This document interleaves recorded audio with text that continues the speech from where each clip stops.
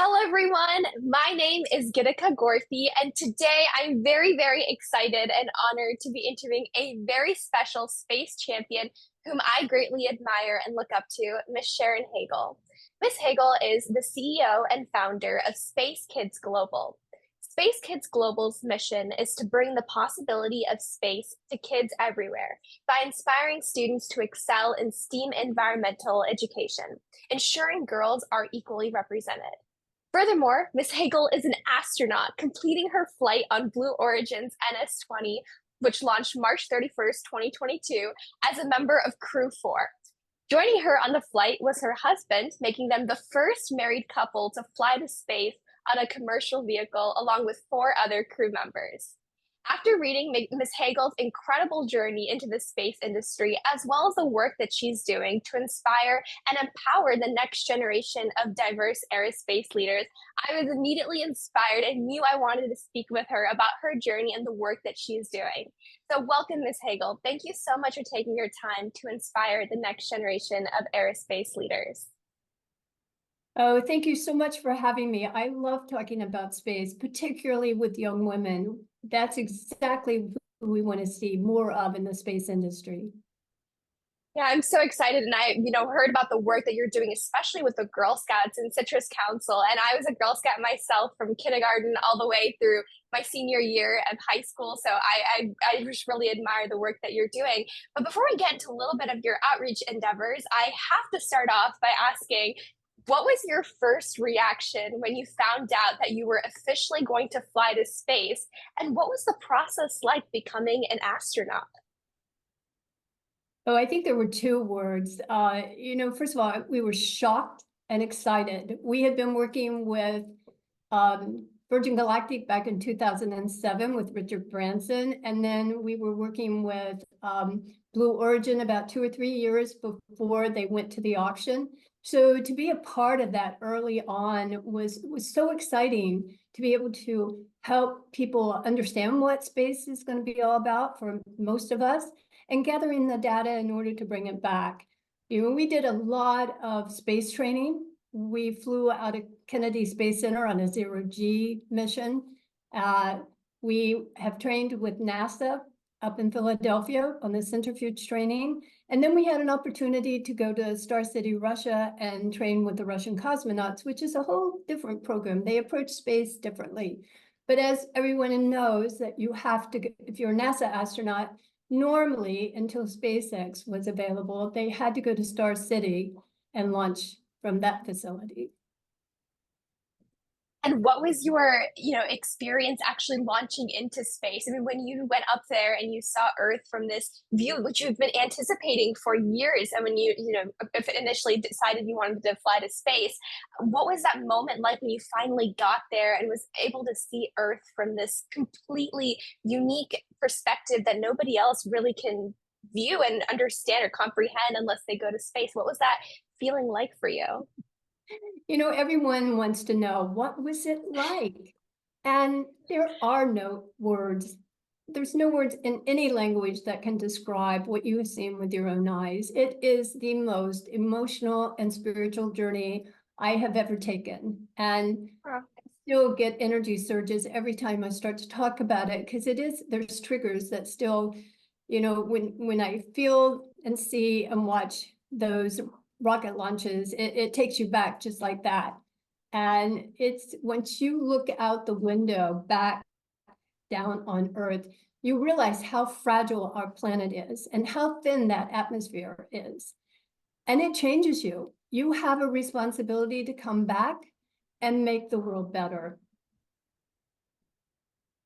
I've heard so many different astronauts. Like I watch these videos, these clips, and I think it's just incredible how when you go up there, it's such a surreal moment, but also all of the work that the astronauts, including yourself, are doing to bring this experience and share your stories and share your enlightenment with other folks is so incredibly important. So before we get into some of the outreach work you're doing, especially with Space Kids Global, I wanted to ask about the astronaut training component. I feel like right now space is always historically been so constrained and limited to a certain folks. But now that commercial space has opened it up to so many different age groups, different geographic locations, and backgrounds of education, do you think the astronaut training that you completed was accessible in a way that anybody could potentially access space in the future? Or do you think we need to continue improving that current commercial astronaut training procedure to make it more accessible for everyone? Well, there's two points. One, when I'll go back to when we were in space, what was the most surprising? That space is pitch black. There's no light reflection, there's no stars. That's all Hollywood. What do I think about the training? I think as we move forward and more civilians, more people that are trained to go into space, things are going to change, because even when we got back to Earth, we had a 2-hour exit strategy where they gathered all this information, all this database from the time we arrived at Astronaut Village, from the time we stepped into the astronaut training facility. They wanted to know about the training. They wanted to know all about our suits. These are the actual suits, and they are fire resistant. So living in Florida, that works perfectly on a day like this where the temperature was in the 40s. Let me tell you, it's a diet plan when it's in the summer.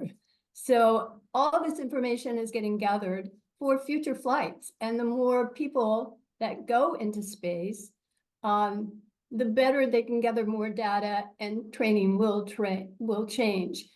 It wasn't required for us to go to Star City. We had an opportunity and we took it. As far as a suborbital flight, we were well prepared, and particularly with Blue Origin. People say, were you nervous? I have to say no. You know, I've had 16 years to think about maybe going to space, and when the time came, it was just so exciting.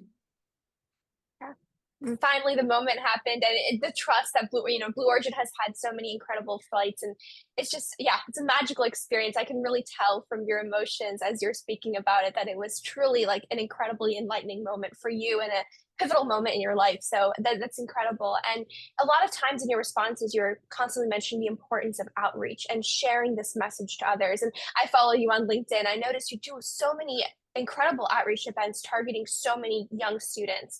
So could you share a little bit more about the work that SpaceKids Global is doing, as well as what was your inspiration for starting this organization? I think it takes a lot for someone to dedicate so much of their extra spare time to going out into different communities and sharing their work. So what was that aha or that motivation that kind of drove you to starting this organization? And what are some of the initiatives that you're doing right now?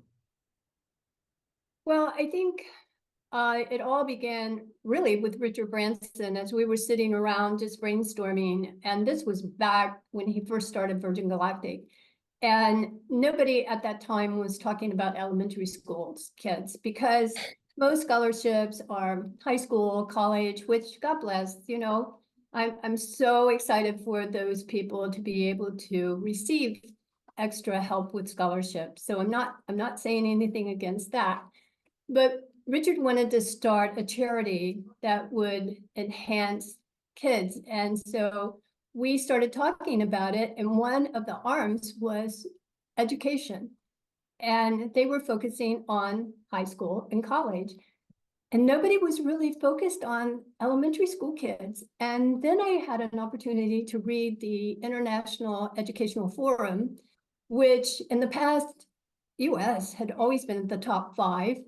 And all of a sudden, we were ranking 38th in math and 41 in science out of 71 countries. That's insane. So obviously, the educational system wasn't working for the younger kids. And I started doing some research on that, and it was actually formatted for the industrial era, and it hasn't changed. So what we try to do at Space Kids is get kids excited about their futures in space and maybe living off the planet. How are we going to do that? We're going to make them participators, not spectators. We're going to reach out and get some partnerships, just like Zero Gravity.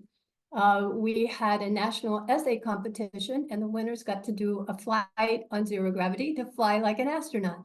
Those kids were so excited.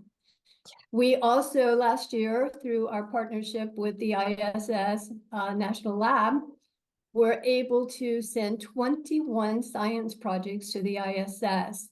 And those kids got to come to KSC because it was launched over there. It was a SpaceX mission. And I get so emotional because these kids were jumping up and down because their science project, they were watching engines ignite going into space. And what we learned later is NASA now calls them NASA scientists. So here's kids 8 to 12 to 13 years old that are now sending projects to the ISS. It's amazing. Yeah. I mean, I think I was just like getting emotional just thinking about what those kids are going through. I mean, I got inspired to join space sector because of a rocketry club in middle school. And those are small programs that I was very lucky to have around me. And if we can share these types of rocketry club experiences or some way to interact with the space ecosystem and give students that excitement as well as that confidence to believe that, hey, I can be a rocket scientist. Like, this is something I can be a part of. And just small little things, small little moments like that where you get to do, well, it's not small to send an experiment to space, but just having the opportunity to be able to get involved in the space industry at a young age can really inspire someone to believe that they belong in the space industry. For me, it was the rocketry club. And in middle school, I got the chance, I applied for NASA's Sisters program at Goddard Center, where I got to spend a week at NASA. And that was just the most transformational experience of my life that changed my trajectory forever. And so, if we can provide those experiences to every young girl, to every young student, the future of space will be even brighter and even greater. So I think the work that SpaceKids Global is doing is so critical and so important as we continue to expand. And space is not just for rocket scientists. I think this is something your organization also tries to, share with others. Could you share a little bit more about why you believe space is truly for every background and discipline, not just engineers or, scientists necessarily, but space is so interdisciplinary. So maybe you could share from your experiences why space is so interdisciplinary and its importance to benefiting life on Earth. Well, I think it starts with everyone. Space is for everyone. We had the opportunity through our donations to send 250 students, fourth grade students, in a Title I school out to Kennedy Space Center to the visitor center. These kids, they only know what they see. And so when you ask them what they want to be when they grow up, it's either a janitor, a teacher, or a cafeteria worker. When they got to KSC, their lives changed. They had no idea. They were so excited. They got back in the bus to come back to their schools, and everybody was buzzing. They all wanted to do something in space. And I think that's the key. These elementary school kids think that the only job in the space industry is an astronaut. And what we have to do is get that message out that what we have here on Earth, we're going to need up there. Doctors, scientists, farmers, mechanics, everything we have here, particularly designers. We're going to need space suits to wear up there. And hopefully one of you guys will be able to design a thorough fire-resistant spacesuit that's 2 portions, a top and a bottom, because we want more women in the space industry. And it's so much more convenient if it's 2-piece. Definitely. And I think the point that you mentioned about how everything we have on Earth, every job we need in the space industry specifically. I love to think as every company is like a space company, whether it be manufacturing or food science, like all of this different smaller sectors are needed and necessary in the space sector. And just the innovation that comes from the curiosities behind these different space missions that we're doing. Like, for example, every year at the Humans to Mars Summit, they're always talking about how can we get humans to Mars, and we have to answer some very challenging questions for that, which pushes our technological limits and the innovation that we're creating in every sector beyond our imagination. So I think it's incredible how the space industry is evolving, but also rapidly growing in all these different sectors. Yeah, and when you talk, like I can't help but notice how excited you get. And so, what was your aha moment that inspired you to pursue a career or at least be involved in the space industry? What was that journey like for you? Well, before I answer that, I want to add one other note for your viewers. It's important that people start focusing on STEM or STEAM careers. We've learned now that there's 3.5 million vacancies in the STEM field. That's predicted by 2025, and that's not that far away. So the earlier that we can get people involved in the space industry, the better it's going to be for mankind, because every launch that they do is for the benefit of Earth, and we need to remember that. And while I'm thinking of it, thank you so much for calling people in the industry space champions. That's one of my issues with the media, about the way they're spinning this. I mean, we're all taking risk every time somebody goes up. It's not like a guarantee at Disney ticket where you can buy your ticket, ride the ride, and come back and you're safe. We had to prepare our families before we launched. We had to put our affairs in order. And I think that as soon as the media starts taking this seriously and helping people, private companies, NASA companies, everyone, to get into space for the benefit of Earth, the better it's going to be. And I hate it when they talk about a female astronaut versus a male astronaut. We should all be just astronauts. Let's quit the division. Now, with that out of the way, your question was, how did I get involved? You know, I was sitting in a classroom, totally different from your viewers, and we were listening to a PA system when Alan Shepard was launched in space, being the first American, eek, 1961. And I was in a classroom in West Virginia. So for all of you that think that you'll never have a possibility to do anything in the space industry, you just never know where your life's going to take you. At that point, I thought, oh my, I'm a long way away from Kennedy Space Center. This has nothing to do with me. Well, here I am, 61 years later, having the opportunity to launch on a rocket named after Alan Shepard. Who would have thought? So with that in mind, when commercial space launches became available, that was the first thing that we started looking into. My husband, I have to give him credit. He takes me out of my comfort zone. Whether we're taking on a jet with the Breitling formation, that's an experience where jets come up 10 feet off of your wing. There's one above you, one below you, and they're all jockeying for positions. And then we break out and we got to fly it and we flew inverted and we did rolls. Wow. That really prepares you for space. And these opportunities, you just never know what. Take it. If something crosses your path, take it. You never know where it's going to lead you. But that started our 16-year journey. And I think that's very important. Like Jose Hernandez says with NASA, never give up. It's not an overnight success. You have to keep on plugging.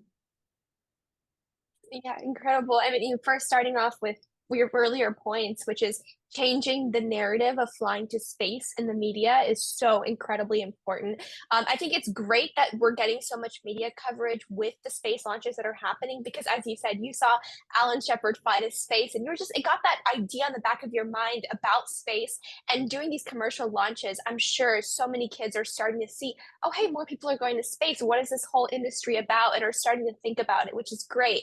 But also helping the media realize the importance of doing these launches and trying to advance the industry, as well as how accessible it can become in the future if we all work together, is just so important to make sure the general public can understand and not just keep it in a bubble in the space industry.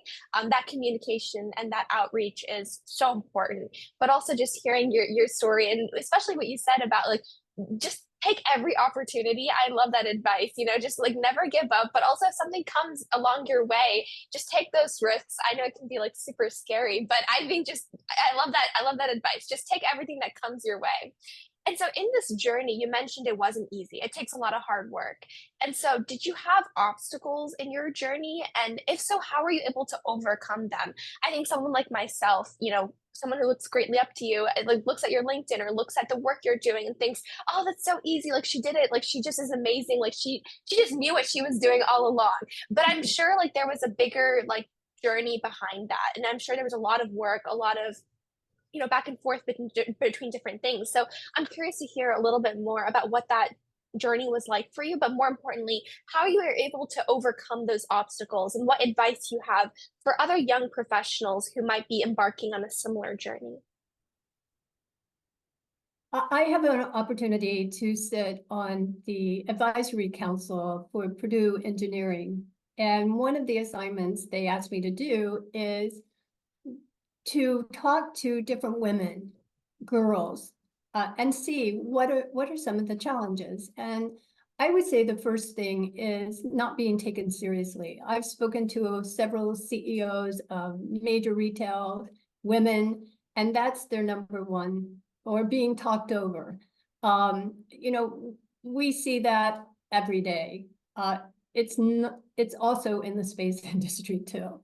But I think being being able to have the confidence, even if you don't, pretend you do, and just push through. I think so many times it's so easy, especially like in the heavily STEM, or male dominated industries. I've heard this from a lot of young girls. I've actually talked with a few of like the Brooke Owens fellows and a few other, incredible women in the STEM fields and a lot of male dominated industries. And that's something very common. It's like, oh, I'm the only girl in the room, usually at a conference, or I'm the only girl in my, calculus class or physics three, quantum mechanics class. And we've come so far, yet we still have so much more to go. I think we as women need to obviously uplift each other, but also I think the idea of making sure that you believe in yourself first is the most important. Sometimes just exuding that confidence can go such a long way for people to believe in your words and to help take you seriously. So I think believing in yourself first, as you mentioned, is the most important piece, and then other people will start to believe you. If you exude that confidence, other people around you will automatically want to trust what you're saying. Well, and that's what I'm talking about, pushing through. We've learned that statistics that women in engineering, once they get out in the corporate world, that the longevity is like a year. And the challenge is isolation. And I think this is the perfect time for we as girls and women to help each other, to support each other, to be there. And when you've got that, I give up, and then you have another person that comes in and says, you can do this, you got this. That makes all the difference in the world. I know with us, out of the 8 billion people on this planet, my husband was a gentleman, so he let me go first. So I became the 599th person to cross over the Kármán line. He was the 600th. But more importantly, I was the 73rd woman. And that was just 2 years ago. So this has been 62 years, 63 years. We need to get more women involved. Definitely. Definitely. I think especially like the fellowships, like the Brooke Owens Fellowship, that's what they're targeting towards creating a community, finding those mentorship relationships, but also even just seeing yourself in others. I think when you see these women leaders who are doing such incredible work in their respective fields and who are dominating, going to top positions in different fields, engineering or non-engineering, being able to see their role models and highlight their stories just as equally as much as we highlight male stories is so important. I think seeing is always believing, as many say. And as we start seeing all these, astronauts like yourself, Sarah Sabry, she was the first African woman to fly with Blue Origin. Seeing women like that and seeing what they're doing can inspire so many young girls in different locations to believe that they can become like those women as well. So yes, I think uplifting women is so important, but also we as a society need to start we are working towards it, but we can do a better job of continuing to bridge that gender gap that we're still seeing today in many male dominated fields. And so now that oh yes, go ahead. I'll share a short story. It's actually very funny. Uh, we were years ago at a dinner with the mayor of Orlando, and we were introduced to her, and it came up that Mark and I were going to space, and she kind of rolled her eyes and went, "Ooh, okay." And then we became really good friends. And so once we were launched, she went on video saying, "Yeah, I used to think they were crazy, but their dreams came true." And I think that's very important. It's okay to be different. Yeah, I know. I think I love that because I always like I mentioned I want to become an aerospace physician, maybe be the first doctor on Mars. And I've had people kind of give me the glare like, "Oh, like you want to be a space doctor? What is that? Like is that a real career? Or, you want to go to Mars? Like is that something to realistically dream about?" And then sometimes it's like, dream big, like go crazy. I think it's always good to have these big dreams that you work towards because it'll push you to be a better version of yourself. So I agree. I mean, a lot of people maybe give you the side eye, but having one or two people who do believe you and having that confidence in yourself as you push yourself to get to those goals is so important. So thank you for sharing that. And on that note, actually, now that you're able to learn a little bit about your journey as well as some of the work that you are doing, my last and final question is, you've given plenty of advice just right now, you did, but if you had to go back in time and give your younger self a piece of advice when you were, a budding young professional or maybe even a student, what advice would that be? Oh, let's see. I think my number one advice would be being different is a gift. You don't have to walk the same walk. Your walk is going to be different to get your goals and what you are here to achieve. I think you need to know that 95% of the people are motivated by fear. Fear of public speaking, fear of being successful, it goes on and on. I would suggest that everyone get comfortable with public speaking. That was a huge change in my life. And I was a latecomer. I didn't start doing this until probably about 3 years ago. And I was scared to death when I first started. And now what they say is true, the more often you do it. I find it very interesting now that elementary school kids are now being taught how they have to get up in front of the class and be comfortable doing public speaking. That is a huge relief and credit for the things that you're going to do in the future. You might not think you need that, but believe me, having that under your belt very young is going to be beneficial.